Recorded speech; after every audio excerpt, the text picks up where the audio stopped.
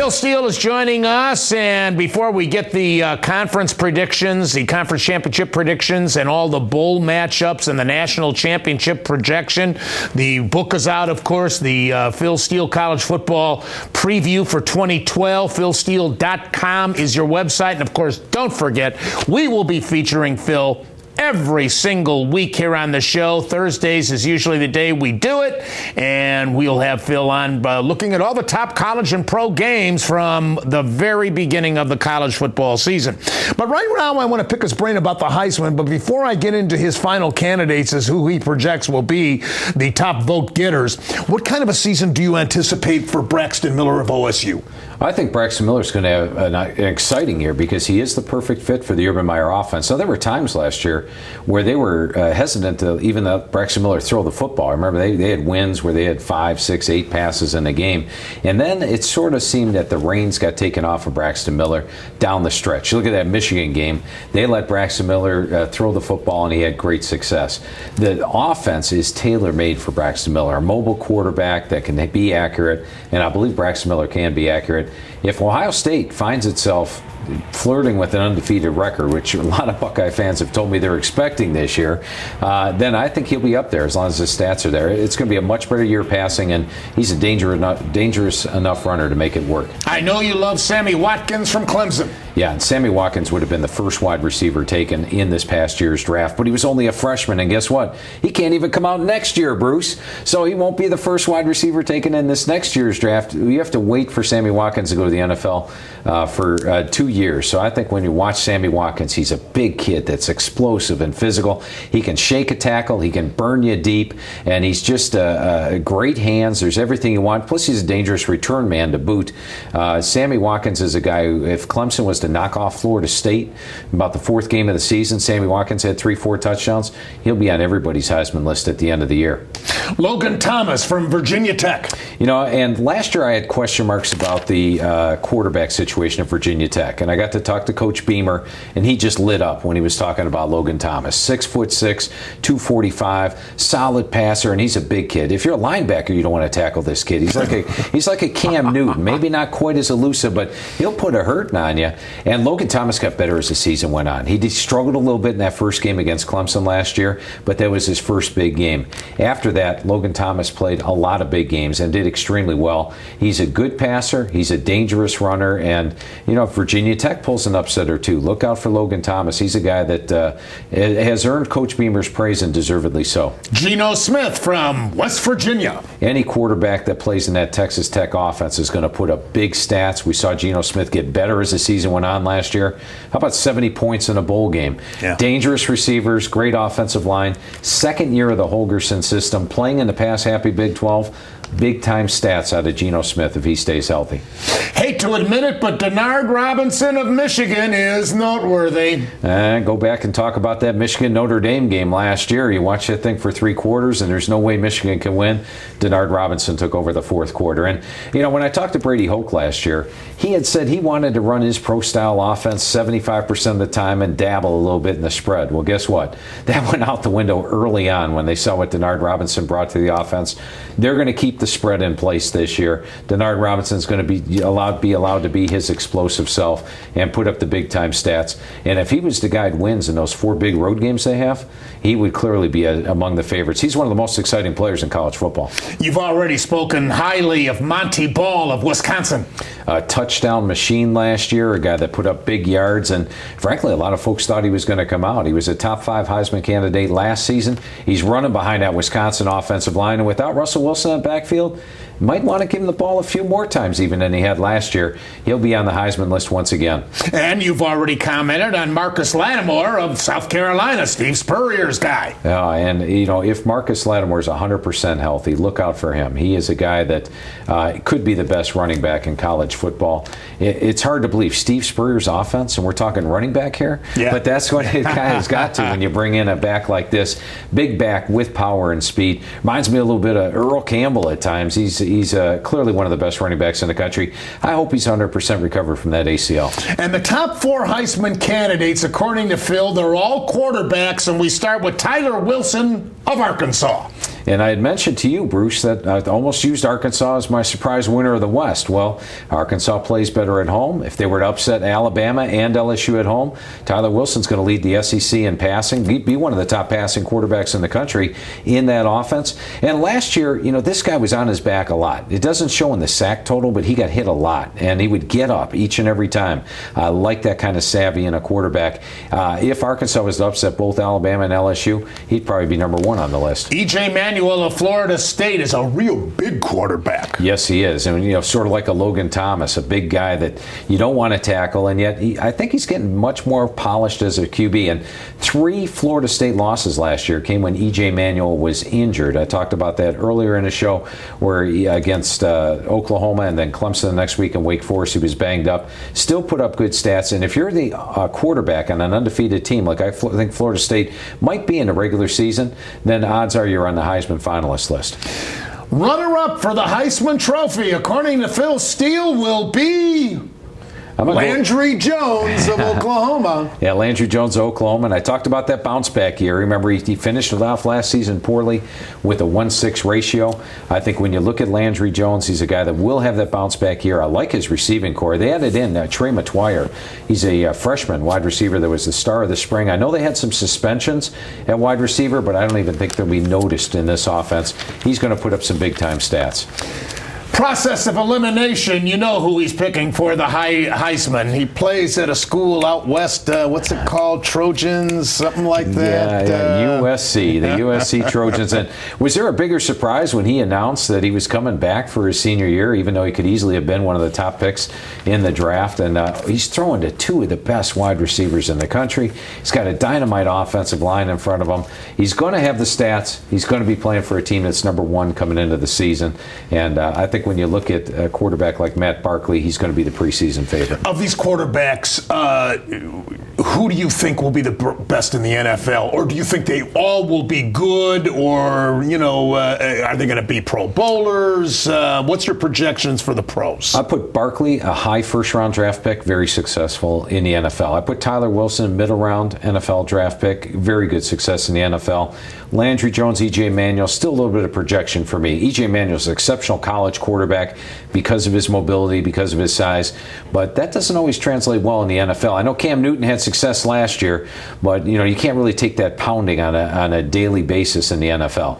All right, let's get to the conference championships and start with Conference USA, where last year you projected accurately Southern Miss and Houston. Yeah, and for this year, I'm going to go with Central Florida against Houston. And the team with the best record gets to host the championship game in the CUSA, which I like. And I think that team with the best record is going to be Central Florida. And the Central Florida is the team that I think will finish highest ranked of the non-AQ teams. They play in Bright House Stadium. That's something they opened up 3-4 years ago. And they are dynamite at home in that stadium. They've got the best defense in the conference. They've got one of the best offenses, a bevy of running backs. I see Central Florida defeating Houston in the CUSA title game, going on to the Liberty Bowl with potentially just 1 loss on the season.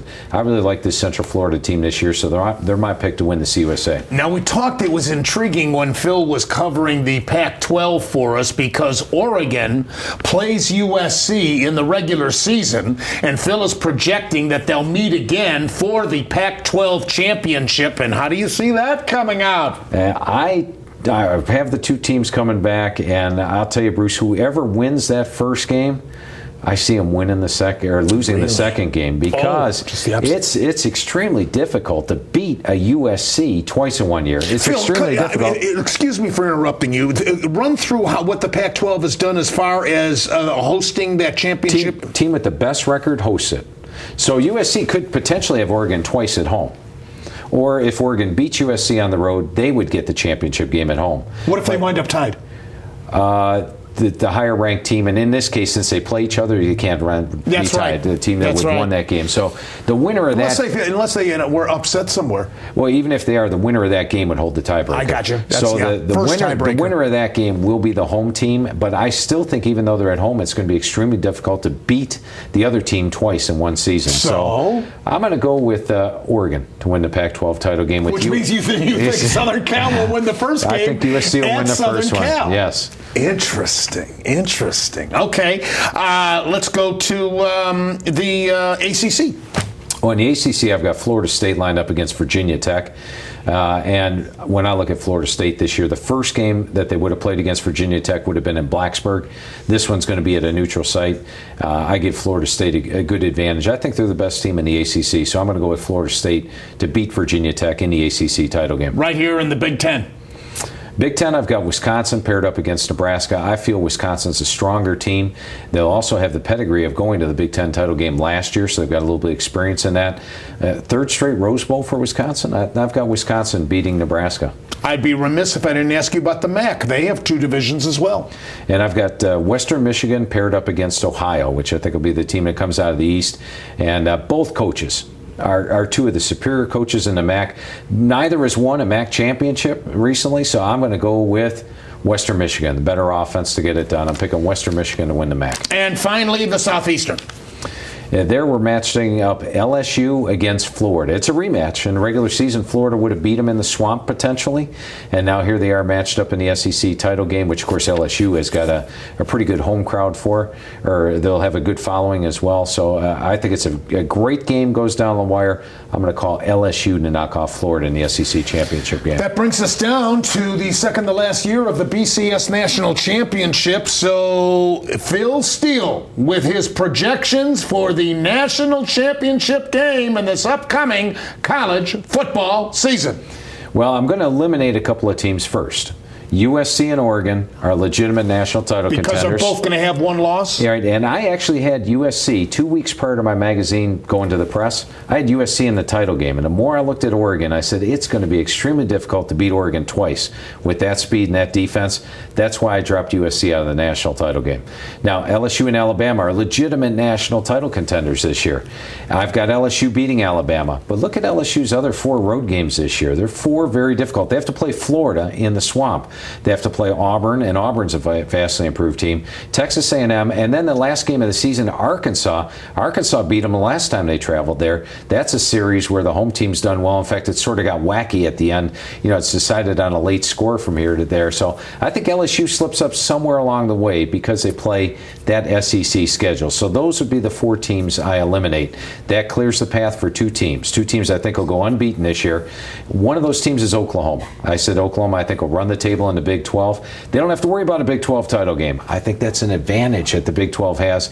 And there's no reason to play a championship game when you know that your champion will automatically get there if they're unbeaten at the end of the year. Sooners are a very good team, and I've got them playing in the national title game against that Florida State team I talked about. Florida State is a team that I think is going to got the talent. All 9 sets of my power ratings that I run through the schedule project Florida State to run the season unbeaten this year and match up against Oklahoma for that title game. Who do you have winning it?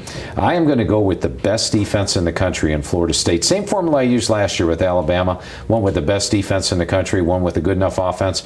Although I think Florida State's offense is going to be even better than expected. And they're the complete team with that number 3 rated special teams.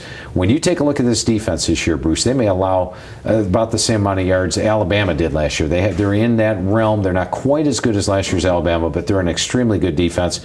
And I'm always going to take defense to win championships. If you're right, though, Phil, this is going to be the first year. What the Southeastern Conference has won, 6 in a row? Yeah, 6 or 7 in a row. And, yeah. You know, and I would point out to SEC fans, they say, do you think the SEC is having a down year? I go, on the contrary, the SEC is by far the toughest conference. But they're going to beat up on each other. You can't get through that schedule unbeaten. And if you had taken LSU, Alabama, Oregon, or USC and gave them Florida State's schedule this year or Oklahoma's schedule this year, I would have projected those teams in the national title game. The 6 teams are all very close, but clearly the best schedules go to Florida State and Oklahoma. But Florida State doesn't have as tough a schedule. Will that hurt them in a big matchup like that?